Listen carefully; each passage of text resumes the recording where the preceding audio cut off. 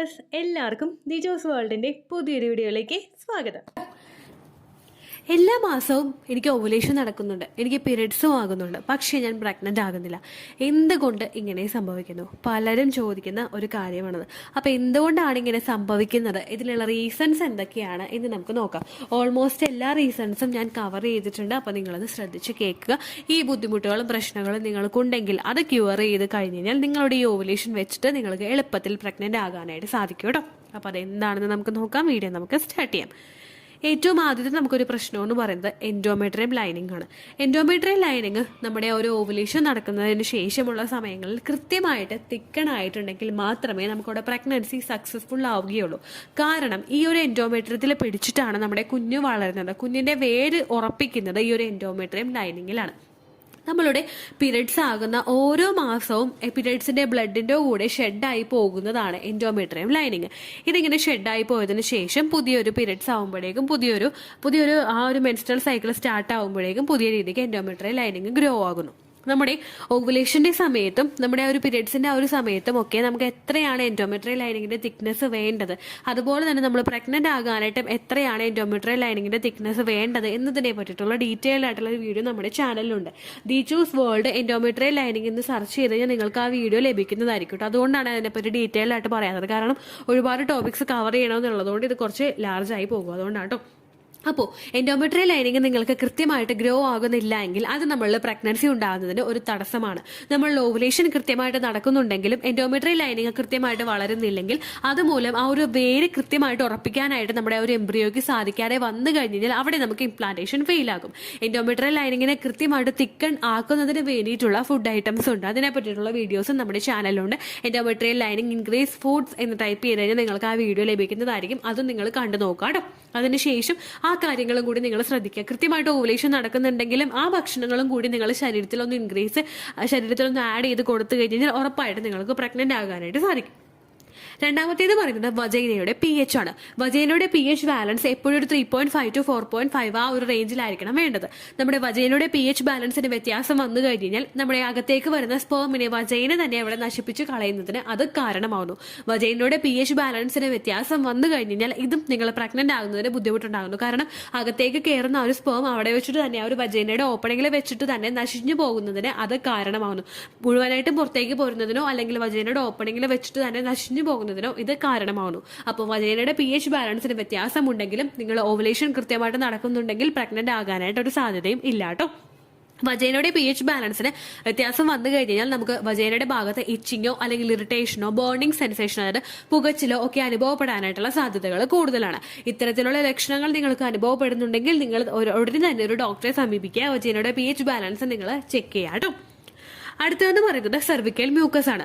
നമുക്ക് ഓവുലേഷൻ നടക്കുന്ന സമയത്ത് ഉണ്ടാകേണ്ട നമ്മുടെ സെർവിക്കൽ മ്യൂക്കസ് ആ ഒരു പ്രഗ്നന്റ് ആകുന്നതിന് വൈറ്റൽ ആയിട്ടുള്ള ഒരു പാർട്ട് ഇതിന് ഉണ്ട്. ഈ സെർവിക്കൽ മ്യൂക്കസിലൂടെ വേണം ആ ഒരു സെമൻ കടന്ന് അകത്തേക്ക് പോകാൻ വേണ്ടിയിട്ട്. അതുപോലെ തന്നെ ഒരു സ്പേമിന് നിൽക്കാൻ വേണ്ടിയിട്ടുള്ള നല്ലൊരു എൻവയോൺമെന്റ് ഒരുക്കി കൊടുക്കുന്നത് നമ്മുടെ സെർവിക്കൽ മ്യൂക്കസ് ആണ്. ഈ സെർവിക്കൽ മ്യൂക്കസ് നമ്മുടെ ഓവുലേഷൻ നടക്കുന്ന സമയത്തും അതുപോലെ തന്നെ ഫിസിക്കൽ കോണ്ടാക്ട് ചെയ്യുന്ന സമയത്തും ഒക്കെ നമ്മളുടെ ശരീരത്തിൽ ഇല്ല എങ്കിലോ അല്ലെങ്കിൽ ഇതിന്റെ ഘടന എന്ന് പറയുന്നത് കട്ടിയായിട്ടുള്ളതാണെങ്കിലോ ഉറപ്പായിട്ടും നിങ്ങൾ പ്രഗ്നന്റ് ആകുന്നതിന് അത് ഡിഫിക്കൽട്ടീസ് ഉണ്ടാക്കും. എപ്പോഴും പച്ചമുട്ടയുടെ വെള്ള പോലെയുള്ള സെർവിക്കൽ മ്യൂക്കസ് വേണം നിങ്ങൾക്ക് ഉണ്ടാകാനായിട്ട്. ഇത് ഈ ഒരു ടെക്സ്ചർ അല്ലാതെ കട്ടിയായിട്ടുള്ളൊരു സെർവിക്കൽ മ്യൂക്കസ് ആണ് നിങ്ങൾക്ക് അവിടെ അനുഭവപ്പെടുന്നുണ്ടെങ്കിൽ, അതിന്റെ ഘടനയിൽ വ്യത്യാസം വരുന്നുണ്ടെങ്കിൽ, ഇത് നിങ്ങളുടെ ഓവുലേഷൻ കൃത്യമായിട്ട് നടന്നാലും പീരിയഡ്സ് കൃത്യമായിട്ട് വന്നാലും നിങ്ങൾ പ്രഗ്നന്റ് ആകുന്നതിന് ബുദ്ധിമുട്ടുകൾ ഉണ്ടാക്കുന്നു. അപ്പോൾ സെർവിക്കൽ മ്യൂക്കസ് നിങ്ങൾക്ക് കൃത്യമായിട്ട് വരുന്നുണ്ടോ എന്ന് കൂടി നിങ്ങൾ ശ്രദ്ധിക്കുക കേട്ടോ. അടുത്തതെന്ന് പറയുന്നത് അൺഹെൽത്തി ആയിട്ടുള്ള ഒരു ലൈഫ് സ്റ്റൈൽ. നിങ്ങൾ കഴിക്കുന്ന ഭക്ഷണവും അതുപോലെ നിങ്ങളുടെ ജീവിതചര്യയും എങ്ങനെ പോകുന്നു എന്നതിനെ അപേക്ഷിച്ചിട്ടിരിക്കും നിങ്ങൾ പ്രഗ്നന്റ് ആകാനായിട്ടുള്ള ഒരു കാലതാമസം എത്രത്തോളം ഉണ്ടെന്ന് നമുക്ക് മനസ്സിലാക്കാനായിട്ട് സാധിക്കുന്നത്. നമ്മൾ ഹെൽത്തി ആയിട്ടുള്ള ഭക്ഷണങ്ങൾ, അതായത് വീട്ടിൽ നമ്മൾ പ്രിപ്പയർ ചെയ്ത് കഴിക്കുന്ന ഹെൽത്തി ആയിട്ടുള്ള ഭക്ഷണങ്ങളാണ് നിങ്ങൾ കഴിക്കുന്നതെങ്കിൽ ഉറപ്പായിട്ടും നിങ്ങൾ പ്രഗ്നന്റ് ആകുന്നതിന് ബുദ്ധിമുട്ടുകൾ ഉണ്ടാവില്ല. എന്നാൽ പുറത്ത് നിന്ന് കൂടുതൽ ഭക്ഷണങ്ങൾ നിങ്ങൾ മേടിച്ചിട്ട് കഴിക്കുക. Fast food, junk food, processed food, package ഫുഡൊക്കെ നമ്മൾ കൂടുതലായിട്ട് കഴിച്ചു കഴിഞ്ഞാൽ, അതുപോലെ സോഫ്റ്റ് ഡ്രിങ്ക്സും കൂൾ ഡ്രിങ്ക്സും ഒക്കെ നമ്മൾ കൂടുതലായിട്ട് കുടിച്ചു കഴിഞ്ഞാൽ ഇതും നിങ്ങളിൽ ഇൻഫെർട്ടിലിറ്റി ഇഷ്യൂസ് ഉണ്ടാക്കുന്നതിന് കാരണമാകുന്നു. അതും അല്ലാതെ വീട്ടിൽ തന്നെ നമ്മൾ ഹെൽത്തി ആയിട്ടുള്ള ഭക്ഷണങ്ങൾ ഉണ്ടാക്കി കഴിച്ചു കഴിഞ്ഞാൽ വെജിറ്റബിൾസും ഫ്രൂട്ട്സും നട്ട്സും ഒക്കെ നമ്മൾ കൂടുതലായിട്ട് കഴിച്ചു കഴിഞ്ഞാൽ ഇതും നിങ്ങൾ പ്രഗ്നന്റ് ആകാനായിട്ട് ഒരുപാട് ഹെൽപ്പ് ചെയ്യും കേട്ടോ. അപ്പോൾ നിങ്ങളുടെ ലൈഫ് സ്റ്റൈൽ ഒട്ടും ഹെൽത്തി അല്ല എങ്കിൽ, അതുപോലെ തന്നെ നമ്മൾ സെഡൻറ്ററി ലൈഫ് സ്റ്റൈലാണ് ഫോളോ ചെയ്യുന്നതെങ്കിൽ, അതായത് ജസ്റ്റ് നമ്മൾ അധികം ആയാസമില്ലാത്ത ജോലികൾ ആയാസമുള്ള ജോലികൾ നമ്മൾ ചെയ്യുന്നില്ല, നമ്മുടെ ദേഹം ഒട്ടും അനങ്ങുന്നില്ല, നമ്മൾ എക്സസൈസുകൾ ഒട്ടും ചെയ്യുന്നില്ല, അങ്ങനെയുള്ള ഒരു ലൈഫ് സ്റ്റൈലാണ് നിങ്ങൾ ഫോളോ ചെയ്യുന്നതെങ്കിൽ അത് നിങ്ങളിൽ ഒരു പ്രഗ്നൻസി ഉണ്ടാകുന്നതിന് ബുദ്ധിമുട്ടുകൾ ഉണ്ടാക്കുന്നു. ആ ഒരു ലൈഫ് സ്റ്റൈൽ നിങ്ങൾ ഫോളോ ചെയ്യുന്നുണ്ടെങ്കിൽ ആ ലൈഫ് സ്റ്റൈലിൽ നിങ്ങൾ ചേഞ്ചസ് കൊണ്ടുവരാനായിട്ട് ശ്രദ്ധിക്കുക കേട്ടോ. അടുത്തൊരു റീസൺ എന്ന് പറയുന്നത് നമ്മുടെ വെയിറ്റ് ആണ്. നമ്മളുടെ ഉയരത്തിനും അതുപോലെ നമ്മുടെ പ്രായത്തിനും അനുസരിച്ചിട്ടുള്ള ഒരു വെയിറ്റ് ആയിരിക്കണം ഒരു സ്ത്രീക്കും അതുപോലെ തന്നെ പുരുഷനും വേണ്ടത്. നമ്മുടെ വെയിറ്റ് കൂടുകയോ അല്ലെങ്കിൽ കുറയുകയോ ചെയ്ത് കഴിഞ്ഞാൽ അത് നിങ്ങളെ പ്രഗ്നന്റ് ആകാനായിട്ട് ഡിഫിക്കൽട്ടീസ് ഉണ്ടാക്കും. അപ്പോൾ നിങ്ങളുടെ ശരീരഭാരം കൃത്യമായിട്ടുള്ളതാണോ എന്ന് നിങ്ങൾ മനസ്സിലാക്കുക. ശരീരഭാരം നമ്മളിൽ ഒരുപാട് അമിതമായി പോയി കഴിഞ്ഞാൽ അത് നിങ്ങളുടെ നടക്കുന്ന ഓവുലേഷൻ സ്റ്റോപ്പ് ചെയ്യുന്നതിനും അതുപോലെയുള്ള പീരിയഡ്സിൽ ഇറഗുലാരിറ്റീസ് ഉണ്ടാകുന്നതിനും കാരണമാകുന്നുണ്ട് കേട്ടോ. അപ്പോൾ നിങ്ങളുടെ ശരീരഭാരവും നിങ്ങൾ പ്രഗ്നന്റ് ആകാനായിട്ട് ഡിഫിക്കൽട്ടീസ് ഉണ്ടാക്കുന്ന ഒരു ഫാക്ടറാണ്. അടുത്തതെന്ന് പറയുന്നത് സ്ട്രെസ്സാണ്. നമ്മൾ ഒരു ദിവസം അനുഭവിക്കുന്ന സ്ട്രെസ് അല്ല, നേരെ മറിച്ച് കണ്ടിന്യൂസ് ആയിട്ട് നമ്മളുടെ ഒരു സ്ട്രെസ് നമ്മളെ അലട്ടുന്നുണ്ടെങ്കിൽ ഈ ഒരു സ്ട്രെസ് മൂലം നിങ്ങൾ പ്രഗ്നന്റ് ആകാനായിട്ട് ബുദ്ധിമുട്ടുകൾ അനുഭവപ്പെടുന്നു. ഈ സ്ട്രെസ് കൂടി വന്നു കഴിഞ്ഞാൽ ഇത് നിങ്ങളുടെ ഇൻഫെർട്ടിലിറ്റി ഇഷ്യൂസ് ഉണ്ടാക്കുന്നു. നിങ്ങളുടെ റീപ്രൊഡക്റ്റീവ് ഓർഗൻസും നിങ്ങളുടെ ബ്രെയിനും തമ്മിലുള്ള ഒരു ബന്ധത്തിനെ ഇത് വിച്ഛേദിപ്പിച്ചു കളയുന്നു. ഈ ഒരു വിച്ഛേദനം അവിടെ സംഭവിച്ചു കഴിഞ്ഞാൽ അവിടെ കൃത്യമായിട്ടുള്ള രീതിക്ക് ഹോർമോൺസ് പ്രൊഡ്യൂസ് ആകുന്നത് പ്രിവെന്റ് ചെയ്യുന്നു. ഹോർമോൺസ് കൃത്യമായിട്ടുള്ള അളവിൽ പ്രൊഡ്യൂസ് ആയിട്ടില്ല എങ്കിൽ അവിടെ ഓവുലേഷനും സ്റ്റോപ്പ് ആകുന്നു, നമ്മുടെ പ്രഗ്നൻസി ഉണ്ടാകാനായിട്ടുള്ള സാധ്യതയും അവിടെ മങ്ങിപ്പോകുന്നു. അടുത്തതെന്ന് പറയുന്നത് നമ്മുടെ ഫലോപ്പിയൻ ട്യൂബ് കൃത്യമായിട്ട് വർക്ക് ചെയ്യാത്തതാണ്. നമ്മുടെ ഫലോപ്പിയൻ ട്യൂബും കൂടി കൃത്യമായിട്ട് വർക്ക് ചെയ്ത് കഴിഞ്ഞാൽ മാത്രമേ അവിടെ പ്രഗ്നൻസി പോസിബിൾ ആവുകയുള്ളൂ. കാരണം അണ്ടം ട്രാവൽ ചെയ്ത് വരേണ്ടതും സ്പേം വന്ന് കാത്തിരിക്കേണ്ടതും ഫലോപ്പിയൻ ട്യൂബിലാണ്. ഈ ഫലോപ്പിയൻ ട്യൂബിൽ എത്തിയിട്ട് വേണം നമ്മുടെ ഒരു ഫെർട്ടിലൈസേഷൻ കൃത്യമായിട്ട് നടന്ന് ഫലോപ്പിയൻ ട്യൂബ് വഴി യാത്ര ചെയ്തിട്ട് എൻഡോമെട്രിയൽ ലൈനിൽ വന്ന് ഇത് അറ്റാച്ച് ആകാൻ വേണ്ടിയിട്ട്. അപ്പോൾ ഫലോപ്പിയൻ ട്യൂബിൽ ബ്ലോക്കേജോ അല്ലെങ്കിൽ സ്കാറോ പോലെയുള്ള കാര്യങ്ങളുണ്ടെങ്കിൽ അതും നിങ്ങൾ പ്രഗ്നന്റ് ആകാനായിട്ടുള്ള ബുദ്ധിമുട്ടുകൾ ഉണ്ടാക്കും.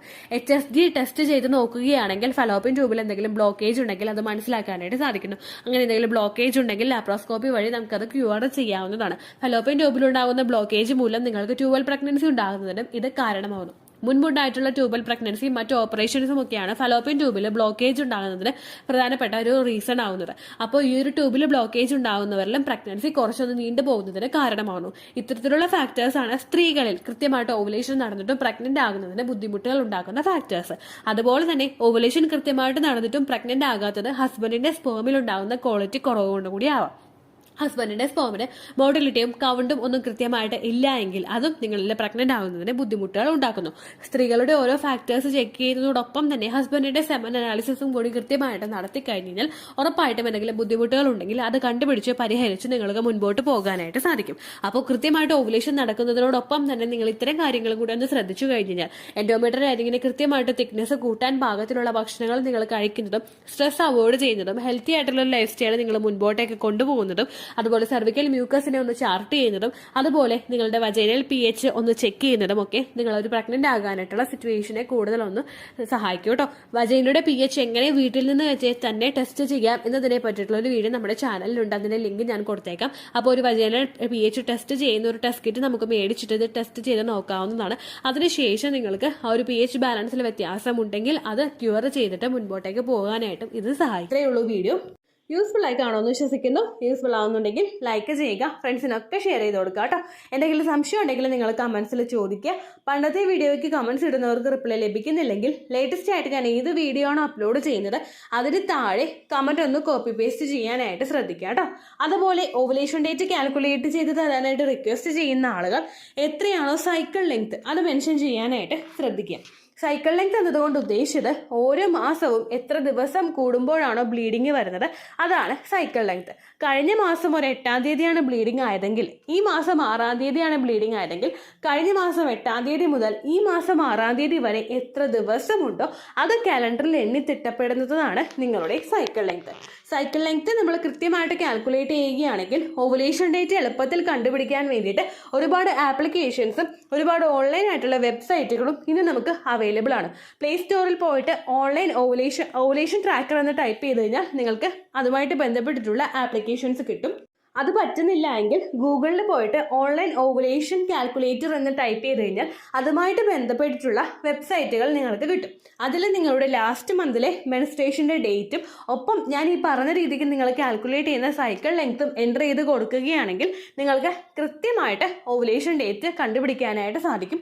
ഫെർട്ടൈൽ ടൈം പീരീഡും നിങ്ങൾക്ക് കിട്ടും. അതായത് എത്ര ദിവസം മുതൽ കോൺടാക്ട് ചെയ്ത് തുടങ്ങിക്കഴിഞ്ഞാൽ നിങ്ങൾ പ്രഗ്നൻ്റ് ആകും എന്നുള്ളൊരു ഡേറ്റും നിങ്ങൾക്ക് പ്രോപ്പറായിട്ട് കിട്ടും കേട്ടോ. ഇത് കാൽക്കുലേറ്റ് ചെയ്യുന്ന സമയത്ത്, സൈക്കിൾ ലെങ്ത് കാൽക്കുലേറ്റ് ചെയ്യുന്ന സമയത്ത് നിങ്ങളുടെ ആ ഒരു കലണ്ടറിൽ നോക്കി തന്നെ നിങ്ങൾ കാൽക്കുലേറ്റ് ചെയ്യുക. പല മാസങ്ങളിലും 30-31 ദിവസമുണ്ട്, അതുകൊണ്ടാണ് അങ്ങനെ പറഞ്ഞത്. ഒപ്പം നിങ്ങൾക്ക് ബ്ലീഡിങ് തുടങ്ങിയ ദിവസത്തിന് വേണം നിങ്ങൾ ഡേ 1 ആയിട്ട് എടുക്കാൻ വേണ്ടിയിട്ട്. സ്പോട്ടിങ് തുടങ്ങിയ ദിവസത്തിനെ, അതായത് ചെറുതായിട്ട് ഡിസ്ചാർജ് പോയി തുടങ്ങിയ ദിവസത്തിനെ നിങ്ങൾ കൺസിഡർ ചെയ്യേണ്ട ആവശ്യം ഇല്ല കേട്ടോ. അപ്പോൾ ഇത്രയേ ഉള്ളൂ വീഡിയോ. അടുത്തൊരു വീഡിയോ ആയിട്ട് നമുക്ക് വീണ്ടും കാണാം. ബൈ.